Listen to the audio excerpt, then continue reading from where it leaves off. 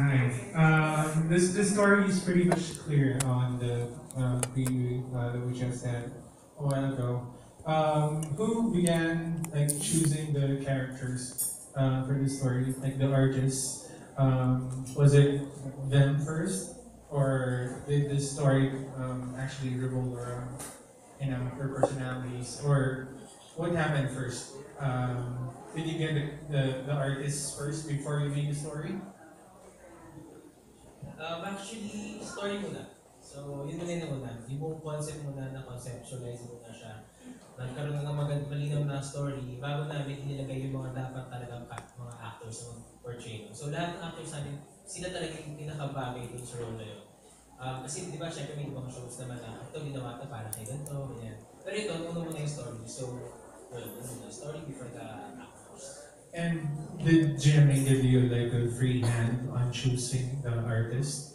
Ano naman siya, parang naman. So may sinuggest kami, may sinuggest sila.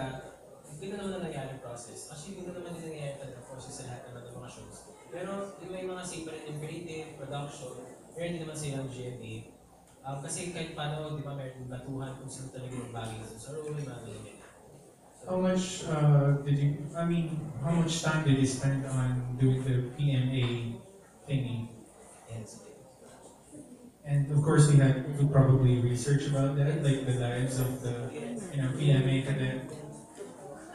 Actually, couple of months din po nung nagpe-prepare kami, sobrang hirap po kasi hindi po kasi siya basta-basta ipapalabas lang na ganun kasi sobrang sensitive po lalo na yung ipapakita na magiging sakit doon sa buong story. So, yung tatakbuhin kasi yung buong story nun hanggang dulo eh. So, kailangan talaga namin maghanda at hindi siya basta-basta talaga nag-consult kami sa mga psychiatrist and kung saan kami nag-research, lahat ginawa namin para dito sa show na ito. So, Did you touch on hazing?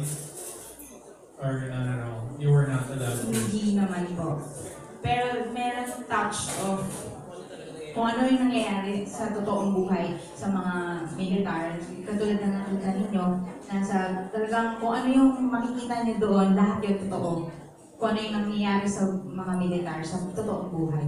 So, yun. Sana matouch na namin through our story kung ano talaga yung gustong ipakita nila sa nangyayari sa buhay nila, sa bawat minuto na tumatagal sila doon sa loob, sa gera, sa lahat. So, yun. So we were shooting po din naman sa PNA. So sa PNA, sa Harvey natin, sobrang cooperative sila na lahat ng pwede nila provide sa amin, binibigay nila. So yun, very cooperative sila. You're delving into like a romantic kind of relationship between, of course, the main cast. In the end, is that what you're trying to imply na meron pa rin true love? Meron naman talagang true love. Alam mo kasi wala na kahapon. Meron pa rin naman true love. Meron pa rin naman true love. It doesn't mean naman na kunyari, for example, may partner ka ngayon, may boyfriend, may girlfriend ka, nag-break kayo, akala mo wala na true love. Meron pa rin true love. Pwede ka makahanap ng ibang true love. Parang Ay, maraming salamat. thank you. Questions, of course, sa mga artists natin. Sure. Miss Mary. Question. Hi. Before some questions about anything, let's lang a little something lang about your characters. Hi. Dito po, ako si Gelay. Bale, ako yung kapatid ni Chris. Best friend niya, bata pa lang. Hanggang dumating na kami sa Manila, dyan na, nag-nursing kami, ganyan. So, kilala ko siya, bata pa lang siya. So, pagdating namin sa Manila, kung magka-problema siya, syempre, bigas ko, yun. Ako yung nagpapagaan sa mga bagay-bagay sa kanya. Hello, ako naman, I play Bethany. I'm the girlfriend of Ivan, which is played by Dennis Trillo. Siya naman, she's the type of girl, she's very sophisticated, she's very classy, and she knows what she wants, and she'll make sure na pag alam niya na gusto niya yung isang bagay na mapupunta sa kanya. But at the same time, hindi naman talaga siya yung parang lumalabas kasi minsan na, okay, siya yung kontrabida, but it doesn't start off that way. Na may kita din dito na the reason why she acts that way is because she's also pained and she's hurt by the events that are happening around her. Hello. Sa hirap na alaala, ako si Andrea Dizon. Lumaki ako sa Baguio. Kaya nagkaroon din kami ng taping, nag-stay din kami sa Baguio for 4 days. And may kababata ako, si Joseph. Si Joseph ay si Rocco Nasino. So grade school pa lang hanggang mag-college ako, naging mag-boyfriend na kami. To the point na gusto na namin magpakasal. And pumasok siya sa PMA, ako naman nag-nursing. So doon na nagkaroon ng problema. Simula nung nalalayo na siya sa akin, hindi ko na siya masyado nakikita. At saka yung laging kinakabahan ako na buhay pa ba siya o wala na siya. So doon na magsisimula yun. Hanggang sa, yun nga, yung huli, hindi ko alam kung nasaan na siya at ba't nandito si Ivan na si Dennis.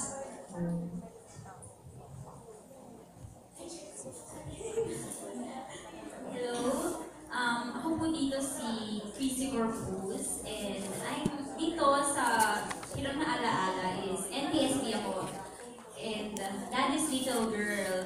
Ako yung girl dito na typical, mabait pero once na kinalaban mo, lalaban ako. And meron din akong mamimit na guy which I don't know kung ano pa yung mangyayari sa amin. And hindi ko pa alam kung ano mangyayari sa amin. Ako talaga yun. So, hello. Yung role ko dito, ako si Christopher Corpus. Chris for short. Ako yung brother ni Rocco Nasino na si Joseph Corpus.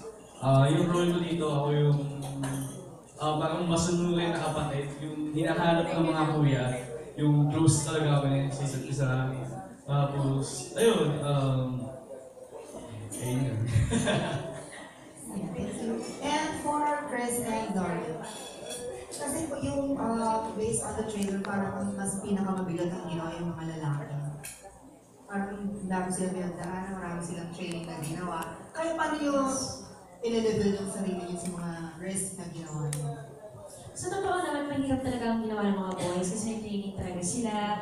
Kailangan na talaga nila ma-experience kung paano nagsimula ang isang sundalo. Pinagdaanan nila yon hanggang sa magpagubit sila, ganung level na. Sa akin naman, ang ginawa ko, nanood ako ng mga movies na medyo, alam mo yung related sa military, parang Pearl Harbor, ganyan. And nanood din ako ng War and Love, tungkol dun talaga sa mga asawa na naiiwan, sa mga asawa na namatayan, at dun sa mga asawa na namatayan pero na-in-love ulit. And nagkaroon din ako ng immersion. Kumbaga, pumunta ako sa Tanay Rizal, nag-interview ako ng mga 3 wives. Iba-iba silang kwento. Yung isa, namatayan na, tapos never na siya na-in-love. Talagang ayaw na nang ma-in-love. Yung pangalawa, namatayan siya, pero na-in-love pa siya. And yung third naman, talagang wala pa naman, hindi pa naman siya namamatay ng asawa, pero yung kaba na lang lagi kung ano yung pakiramdam na pag wala yung asawa niya. So, kailangan ko siyang pakiramdaman. Inaral ko kung paano sila nagkukwento, inaral ko nung napaka-fresh pa sa isip nila yung feeling ba na nawalan sila ng mahal sa buhay. So, ganun yung preparations na ginawa ko. And syempre, since ito rin kasi yung mature kong role. Ito na nga yung masasabi ko, pinaka-mature kong role na tipo, pwede na ako magkapamilya, pwede na ako magkaasawa, kasi dati hindi naman ako umabot sa ganun eh. Dito pwede na ako magka-love scene, ganun. Pwede na ako magpakasal. So, kailangan ko rin ibahin yung atake ko sa acting. So, hindi na ako yung teeny bopper na sobrang nagpapakit lang talaga ako, yung anti-instinct ng boses ko, gano'n. Wala nang gano'n. Dito yung ngiti ko, hindi pwedeng napakalaki. Tipid na tipid lang yung ngiti ko dito kasi kailangan talaga ma-convince ko yung audience, ma-convince ko yung mga tao na woman na talaga ako. Hindi na ako yung dati na super sweet na. Yun. Thank you. Ang dami ko sinabi. Ako naman, naman, siguro kung the guys, they did it more physically, my preparation, it's more on an emotional level because ako kasi, yung character ko, hindi ko sinusuportahan si Ivan sa ginagawa niya. Basically, ayoko talaga na magsundalo siya. So, pag umaalis siya, hindi ko man lang siya sinusulatan. As in, nagagalit pa ako sa kanya every time umaalis siya. Because I'm always scared that, you know, what if my boyfriend doesn't come back to me and he ends up dying on the field? So she has that, may ganun siyang takot. And at the same time, pag balik kasi ni Ivan, hindi na niya ako kilala, hindi niya ako kinikilala. So, it's more draining on, kung sila physically, it's more draining, I think, on our part, emotionally, because of the pain that you have when you lose someone, and even though the person is there in front of you physically, they don't even know who you are. After everything that you've been through. So, kaya tingin ko rin, it's also called Hirang na Alaala because that's the only thing that remains with me is the memories that I've had with my boyfriend, the one who I love so much. And, ayun, siya nag-research, ako nag-basa ng script, yung ginagawa ko. I think, ako kasi, the way that I prepare with my acting, my method is I just read my script, I study my script, I try to use my own experiences to make it relatable, to make it more real. And it's just mostly studying my character. And here I play someone much older because in real life I'm only 20 years old. And now I'm being paired with Dennis Stereo, who's much older than I am. And ayun, ganun din. I think it's very different from who I am in real life because my character, she's already talking about the same thing, marriage and, you know, having a family already. So, buti na lang I have friends who are older than I am. So, medyo, you know, observe ko lang sila kung paano sila gumalaw. Just like my friend Sam, she's getting married. So, medyo tinitignan ko lang siya kung how she acts, more mature than I would in real life. Yes. And sa hindi pong dalawa ulit, gano'n ka excited ng mga work si Dennis and I love Dennis. Super precious Dennis. pareho tayo. Si Dennis, sobrang hindi ka lang. Kinikilig ako sa akin. No, I mean, just besides the fact that I admire him because he's very good looking, that's for sure. But also, you know, he's a very, very good actor. He's so talented. Before working with him, I actually watched his movie, The Janitor. And then I was so blown away na nung nag-taping na kami, our first scene together, sobrang first time ko mas starstruck. As in, nakalimutan ko yung lines ko, nakalimutan ko yung blocking ko. Tapos hindi ko siya matignan ng diretso sa mata. Pero now naman, sobrang love ko siya. Hi, charot. Pero ngayon naman, I'm just trying to make it, you know, more comfortable on the set. I try to talk to him, I try to get to know him because he's a very quiet person at alam naman natin na sobrang gulo yung tao. So, ayun, just trying to make everything comfortable and I love working with him. He's very good. He's very good on the set. Simula naman kasi nung every time tinatanong ako kung sino gusto ko talaga maging partner, hindi naman nawawala si Dennis lagi sa list ko. So, sa wish list ko. So, oo, alam naman natin kung gaano kagaling si Dennis. And nakatrabaho ko na rin kasi siya dati sa Zylo, pero magkapatid lang kami noon. So ngayon talaga, sobrang nag-challenge ako and at the same time, parang kung 100, alam naman natin si Dennis, 100% na talaga binibigay yung acting na sa lahat ng eksena. Kahit gaano pa kasimple yung eksena, talagang may kita mong ibang tao siya. Hindi siya yung Dennis Stereo na kung paano mo kilala off-cam.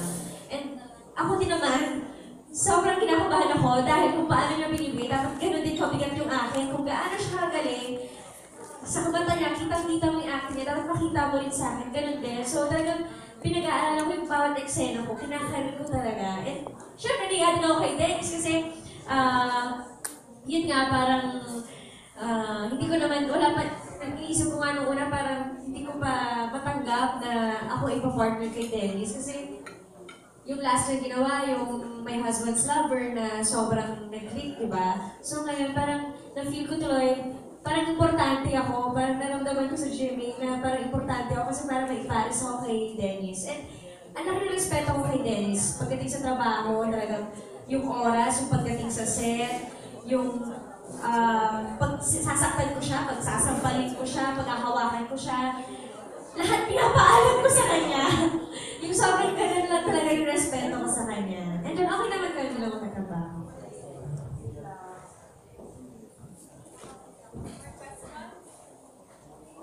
My question goes to Julia, Lauren, and Chris. Yes?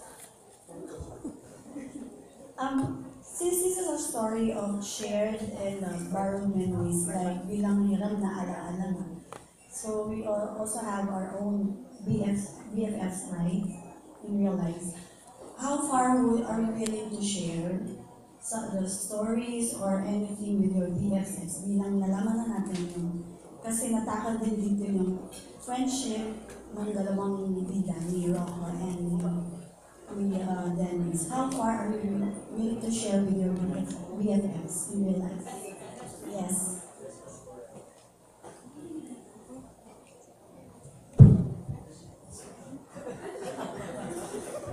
Sensha. Ako, with my best friends, actually, I have a best friend. Her name is Alex. She's been my friend since I was in the 6th grade. Tapos, she's practically like my sister, we're family. I tell her every single thing that happens in my life. So, ayun, I don't keep anything from her. We're very open with one another, even if sometimes she doesn't approve of the things that I do or I don't approve of the things that she does.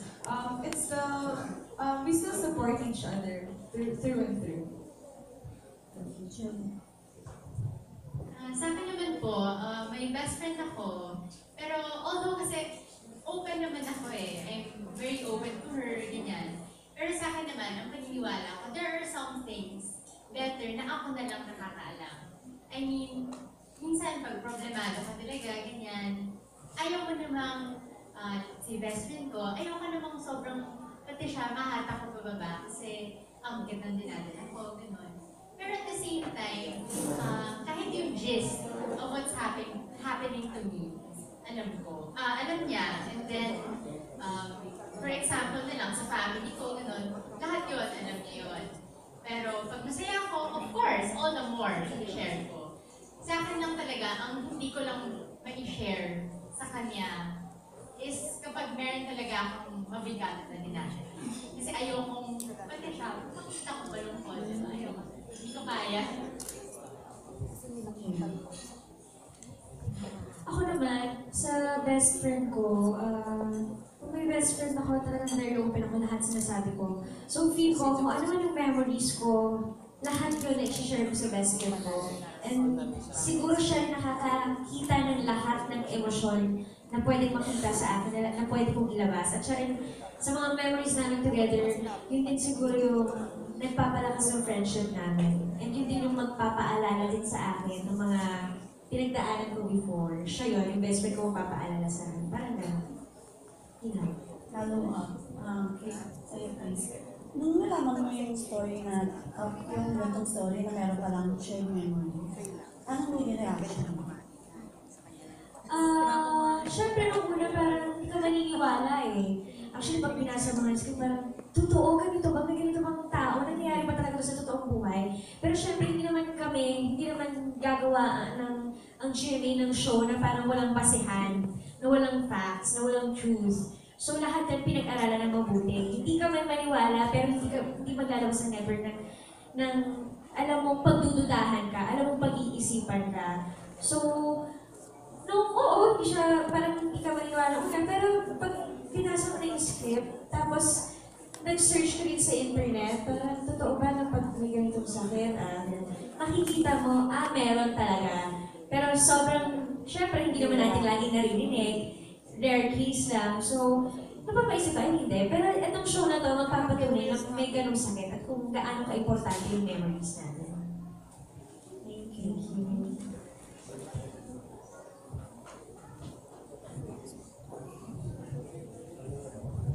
Hi, this is for Jenny and Kenneth. Si Kenneth kasi na prime time, Carmela, but he said this is his first big role and this is your first prime time. So how are you guys coping up with the challenge?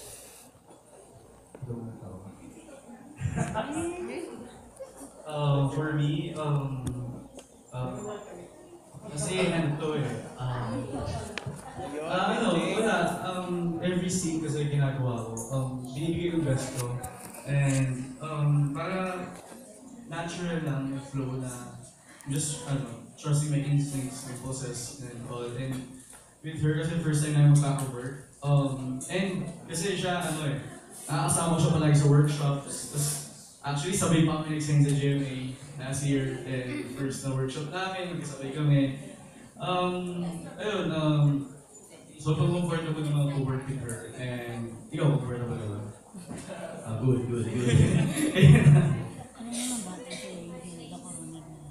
Sa akin naman po, syempre, tinatry ko yung best ko para matuwa naman or magawa ko yung role ko doon. Syempre, kasi every time naman kailangan, sa scene na yun, kailangan ibigay yung best ko. And I think, gusto ko pang higitan kung ano yung nagagawa ko sa workshop na hindi ko pa nagagawa. Kasi first time ko to sobrang kinakabahan. And Kenneth naman, I think close naman kami. Ewan ko lang kung sa kanya kung close kami. Close ba tayo? Pwede din. And actually, hindi pa namin alam kung ano talaga yung story namin dalawa. Kung may pairing ba mangyayari or friends na talaga kami. Kasi yung hindi pa namin alam kung kailan nga ako mag-meet eh. Sabi ko, dapat dadapain ko na lang siya kaysa yung magkakahap na kamay, gano'n. And yung role ko kasi parang, ako yung kapatid na nagbibigay ng hope sa family. Kasi, yun nga, parang nawala yung brother ko, ang taga namin hindi mananap. Then ako yung nag-enlighten sa nag-aalaga sa amin na si Tita Araceli na nandiyan pa siya. And yun, bibigay ng hope. And feeling ko, yung personality ko gano'n naman eh. Yung personality ko dito sa role ko suits naman.